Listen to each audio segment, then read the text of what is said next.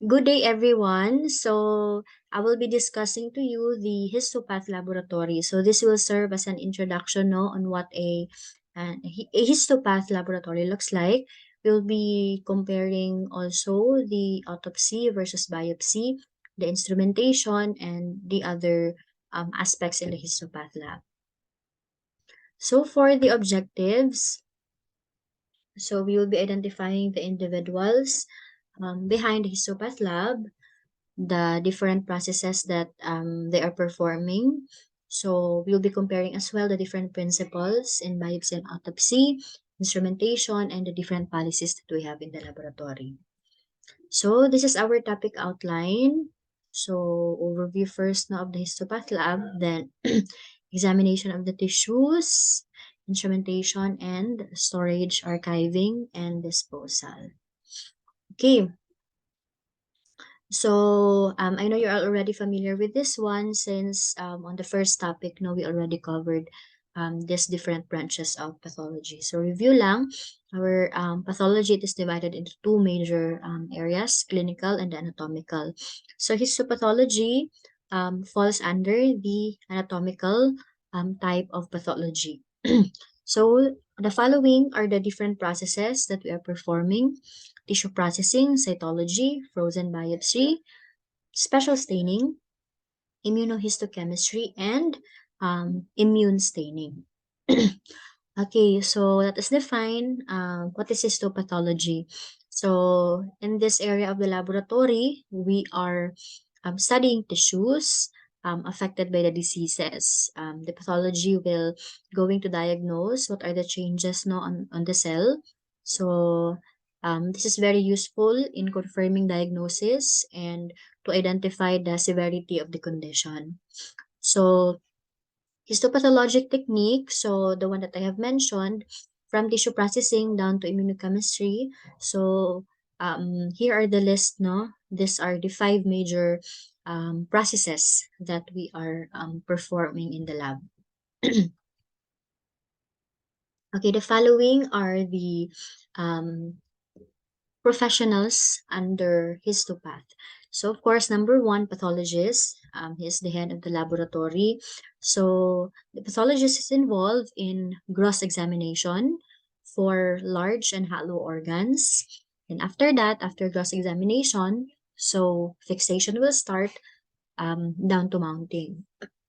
Another one is it's a task of the pathology to examine under the microscope the finished product of the medtex, so examine for diagnosis. While associate pathologist, so this one is like the assistant of our pathologist. So the associate will be more focused on the staff performance, and if there are any problems arise in the laboratory, so it's the task of the associate pathologist to settle the problems. And histotechnologist or histotechnician. So, medtechs. So, we are assisting the pathologist by providing specimen slides that are properly labeled, processed, stained, and mounted.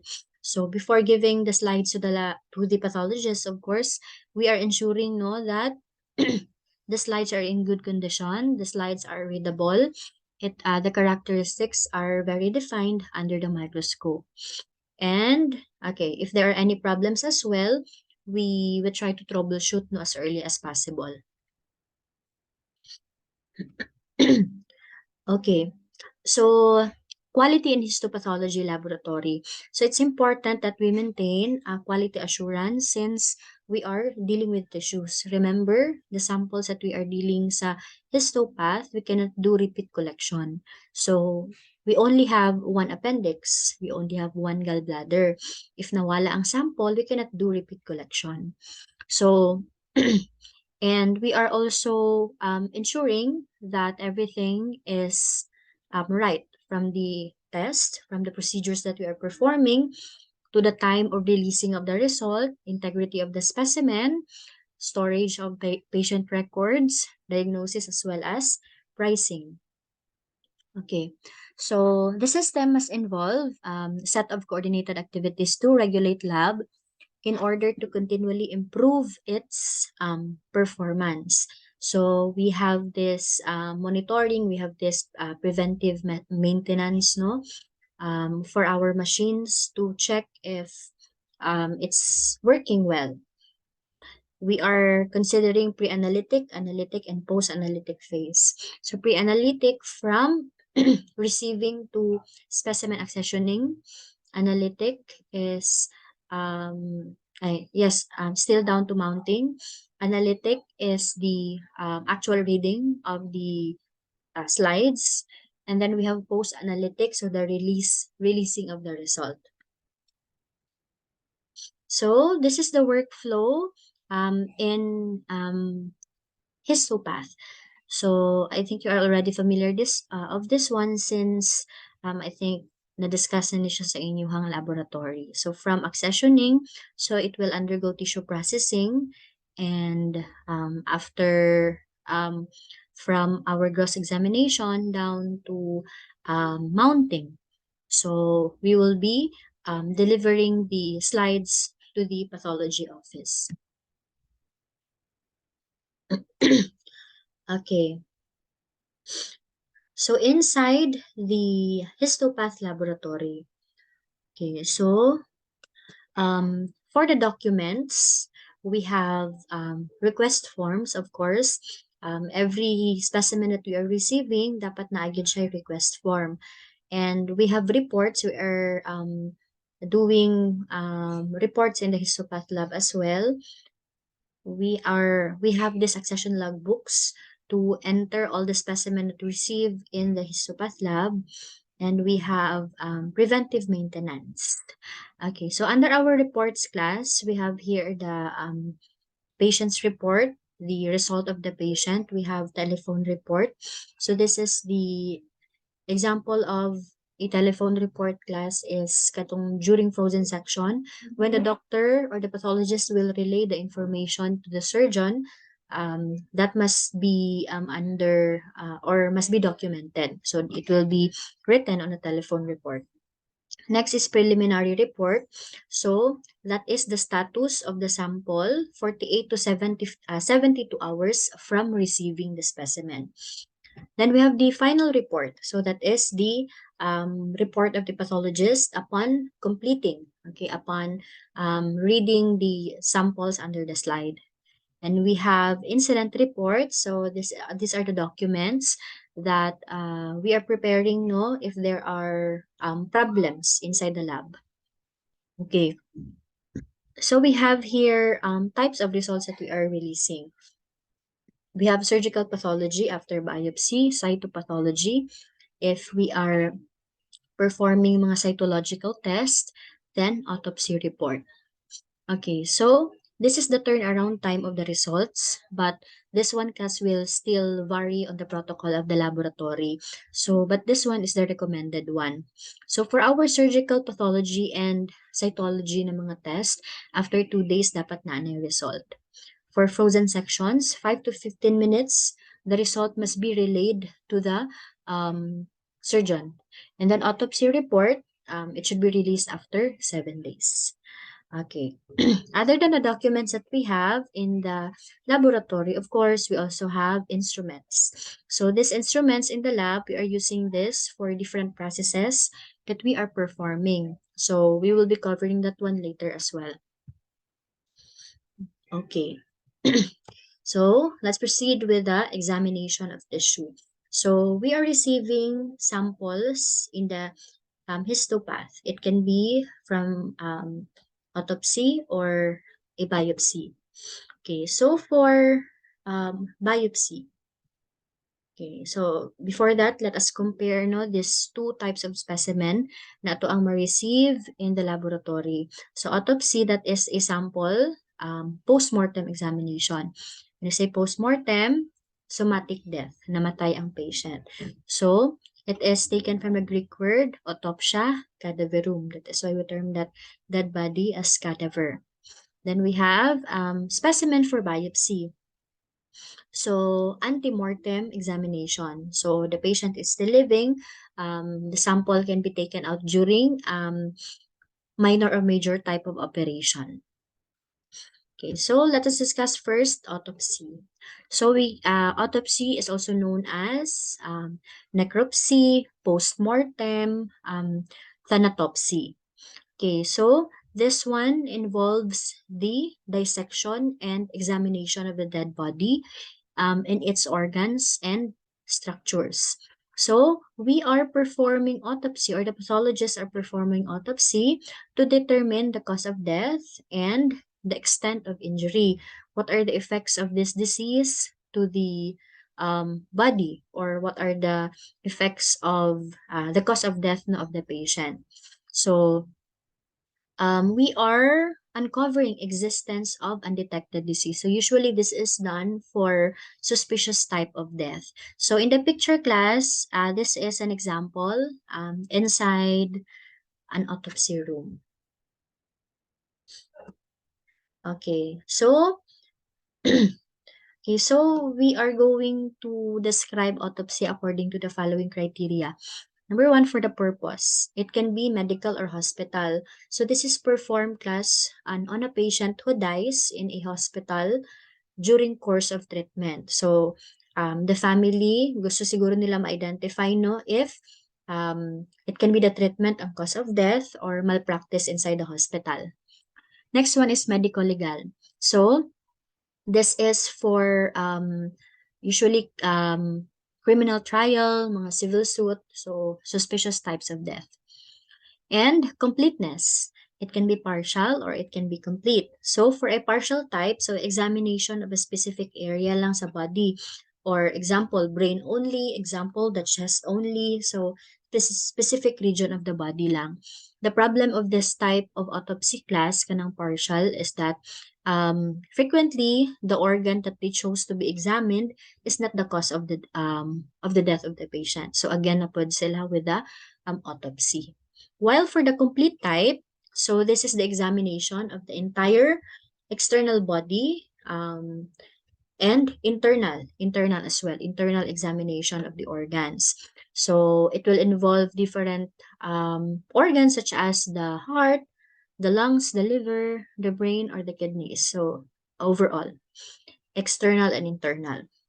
While for the manner of incision, it can be Y-shaped or it can be straight cut. So for the Y-shaped class, the pathologist will begin the chest and abdomen autopsy by making a Y-shaped incision.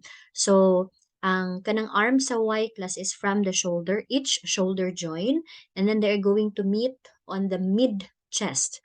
And the stem of the Y will run down to the pubic region. So that is the manner of cutting using Y shape. While for the straight cut naman, so it's like letter L or letter I. So it starts from the symphysis menti down to the pubis region. So the disadvantage of the straight cut class is that the markings will be prominent, no? The stitching will be prominent in front of the neck and the thorax as well as on the abdomen region. Another problem of a straight cut na type of manner of incision is that the back of the neck are not cannot be properly visualized. Okay, so we have here, class, the different techniques that we are performing during autopsy. So number one is the Virchow technique. So this is one by one removal of the organs. This is the most widely used technique when it comes to autopsy. So one at a time ang pag-remove sa organs in the body. And then we have Rokitansky. So this one is in situ or in place. So for Rokitansky class, so this is combination with organ block removal. So the organ will not be removed from the body during dissection. And then after that one, the organ block will be removed. And then the next one is a gon. So this one involves removal of the region or a cavity or the same group. For example, thoracic organs will be removed. Example, abdominal organs. So they will be grouped according to their region. So that is how you're going to remove. While the litul, this one is en masse removal of organs. So the entire organ will be removed from the body. So the disadvantage of litul class is that the organ is too heavy, the organ is too big since you're going to remove all of the organs at the same time. It cannot fit no on the standard cutting boards or chopping boards that we are using. Okay. Okay, so before an autopsy no to occur, it requires the following documents. Number one, written or informed consent from the legal next of kin. So the order of priority of this one class, if the kanang dead body is kanang married, so the spouse will be the next of kin. And if not present, the adult child. If wala adult child, it's either of the parent of the cadaver. And if parent is non-existing, adult sibling, kana siya ang dapat na ay consent. And if wala, it's the grandparents. And if wala gihapoy grandparents, it will be the guardian. Again, the order of priority class when it comes to informed consent during autopsy is spouse, after that, adult child, and then after that, either parent, and then adult sibling, grandparent, and lastly, the guardian. Okay. The second prerequisite is the medical abstract or clinical data of the patient. So, so it should be stated there, no, that the cause of death is suspicious. And then autopsy request, this is usually given by our mga police report. So this will be requested for autopsy. So who are the personnels who are involved in the process of autopsy? So we have coroner, prosecutor, and the diner. So coroner class, this is a public official who is empowered to order an inquest to the manner or cause of death. So without the request from the coroner, autopsy will not continue. Next, we have prosector. So this is the pathologist who performs the dissection. So next is the diner. So it comes from the German word Leichendiener, meaning servant of the dead. So they are the ones who are assisting the prosector during autopsy and assumes many and varied responsibilities in the autopsy laboratory. So in the picture, we have here the personnel who are working for autopsy. So you must be wearing full personal protective equipment when you're performing this type of um, procedure. Okay, so how are we going to handle the specimen for from autopsy? Okay, number one, organ block removed from the body cavity should be thoroughly washed of blood using cool or cold water to minimize the blood staining of organs. Never use hot water when washing our samples. And then number two, organ blocks are placed in a large enameled pot containing fixative. So just like what we have in the picture, this is an example of an enamel pot where the organs are placed. And then number three, tissue should not be pressed against each other or the bottom or walls of the container. So the container should be big enough for the sample itself plus the fixative. So number four, lesions that are encountered during dissection should be obtained early and placed in fixative before organ is fully incised. So those are the things to remember when handling samples from autopsy. Okay, now let's proceed with biopsy. So how are we going to remove the samples during surgery? How can we acquire the samples for biopsy? So we have, okay, definition of biopsy. So ante-mortem examination of the tissues. So it means that we are removing a piece of tissue or sample of cells from your body, and then it will be analyzed in the laboratory. So we have here different types of biopsy where we can acquire the samples. The first one is we have fine needle aspiration or FNA. So this is the simplest one and the least invasive. So this is a minor type, no, of getting tissue sections.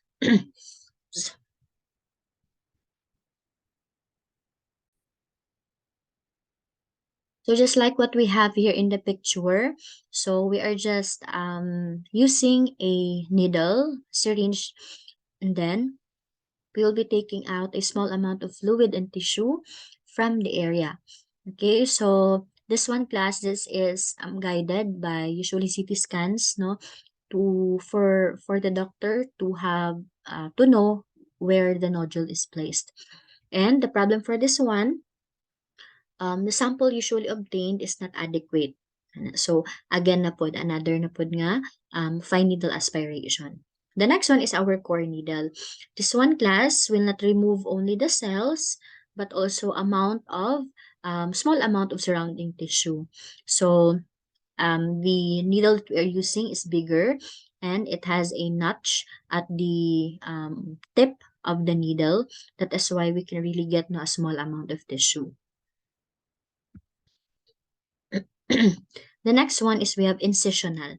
So incisional class, just like that, what we have in the picture. Incisional is you are just getting a small part or representation of the entire nodule or the entire mass. Okay, so this one you are going to, or the doctor will slice into the lesion and will identify you if further surgery is needed or the entire lesion must be removed. So that is excisional class. So the entire area is taken from, or the entire nodule is taken. Okay, the next one is we have punch biopsy. So for a punch biopsy class, just like what we have in the picture, we are using this circular blade to obtain a deeper skin sample that removes a short cylindrical core of tissues. And usually the size of this cylindrical blade or circular blade is 3 to 4 millimeter in diameter. Then next we have the shave one. So this is usually for skin samples, skin biopsies. So small fragments of outer layers of skin are shaved or scraped. Okay. And then we have here curettage. So curettage tissues are removed from body cavity or canals using a curette. So this is an example of a curette. This is the instrument that we are using now for getting curettage. So the tip is like a small scoop or hook. So it is sharp glass and we can remove a tissues from the canals. Okay. Okay, so um, in the in the histopath lab, we can receive two types of sample. It can be for fresh examination or it can be for fixed examination. So in this discussion, I will focus on the fresh sample preparation. Under fresh sample class, we have 4 different steps or procedures that we can perform: teasing, crushing, smear preparation, and frozen sections.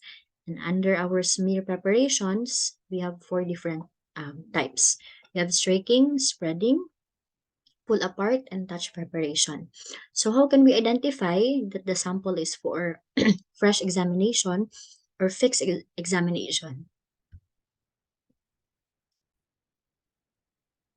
Okay, so we can identify class if the sample is placed in a container with a fixative or our formalin, so it means it is for fixed preparation.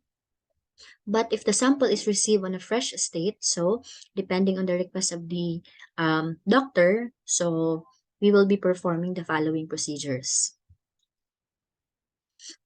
Okay, so different types of fresh tissue examination. So I believe you are already familiar with this one since this is your activity in your laboratory. So a little review na lang no of the following procedures.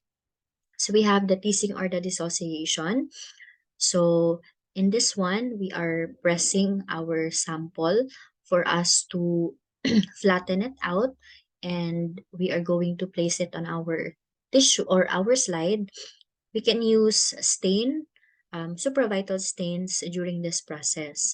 So this one is still depending on the request of the pathologist. And the next one is our crush or prep crush or squash preparation. So the diameter of the specimen must not be more than or exceed 1 millimeter. So you're going to compress it between two slides or your cover slip, and then you can use a supravital stain for this process. Then we have under smear preparations, we have straking. So straking, you're going to get a sample, and then you're going to make a smear using in a zigzag manner. And we have spreading, you're going to get the sample, a centrifuge sample. So during smear preparations class, all of our samples must be centrifuged before the actual processing. So the sediments is what we are going to use, and the supernatant will be discarded. Okay, so going back to the spreading, so we will get a small amount of sediments and we'll place it on our slide, and then we are going to spread it, not too thin, not too thick. And then we have the pull apart. So for pull apart techniques, we'll be using two slides. We'll be placing one drop on one end of our slide. Then we'll put another slide on top. Then we're going to pull the slide in an opposite direction with single and uninterrupted movement.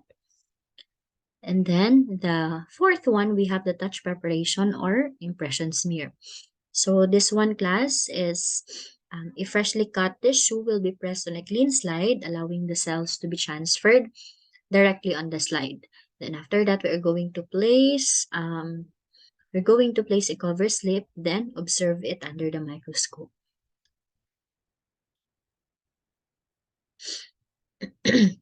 Okay, so we have still for fresh tissue examination, we have the frozen section.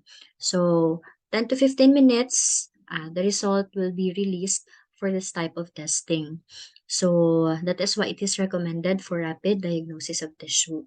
So this is requested class during intraoperative procedures. So when you say intraoperative, ongoing ang operation, the sample will be sent to the laboratory for the surgeon to check if the entire sample or the entire organ ba will be removed.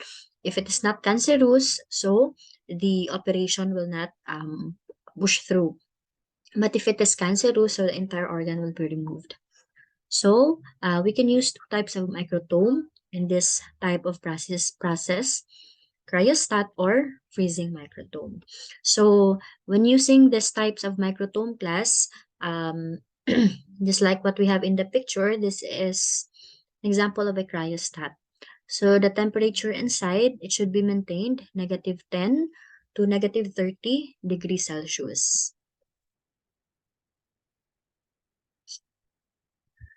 Okay.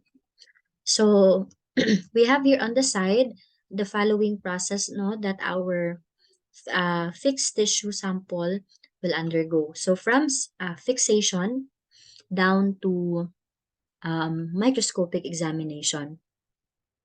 So the end goal is to produce a tissue section of good quality that allows for adequate interpretation of microscopic cellular changes.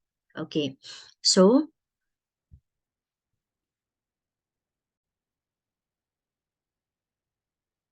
we have here the 11 different processes. I will describe each of the following process briefly for you to understand what are the different or the purposes of each of these steps. The first one, we have fixation. So the purpose of performing this one is to preserve the tissue constituents in a lifelike manner as possible. The next one is decalcification. So this is only optional class. This is not intended or processed for all types of tissues. We are only performing decalcification for our decalcification for our um, hard tissue such as the bone, the cartilage. Okay, then we have dehydration. So dehydration class, this is the process of removing the water that was accumulated on our tissue. Okay, next we have the clearing or the alcoholization. So in this process, we are removing the dehydrating agent that we use during the hydration process. After that, we have the infiltration and impregnation. So, in this process, we are replacing the clearing material that we use in the clearing process with impregnating material. So this one plus the impregnating material, this one gives firm consistency to tissue for ease of handling and sectioning. So usually it's the paraffin wax. And then after that is the embedding or casting or molding process. In this process, we are placing the tissues into the mold with the molten wax to form a solid black tissue. The next one is blocking, or yes, after that, the trimming. Trimming process is we will be removing the excess paraffin wax that was accumulated during the embedding process. And then followed by sectioning. Okay, so in this step, we'll be using the microtome. We'll be cutting the tissues into fine tissue sections to create a tissue ribbon. And then the next one is staining. So we'll be applying dyes onto our section. The most common dye that we are using in histopath for fixed tissue sample or examination is the hematoxylin and leucine stain. And then we have the mounting. Okay, so mounting, we are placing mounting media and covering it with a cover slip for us to protect the sample and allow storage of the slides. And after that, of course, labeling using or following the accession number of the patient. And it is now ready for microscopic examination. Okay, so that is the end of the discussion. So again, in every video lecture that I made, I really encourage you to read the following references for the topic. So thank you so much and have a blessed day.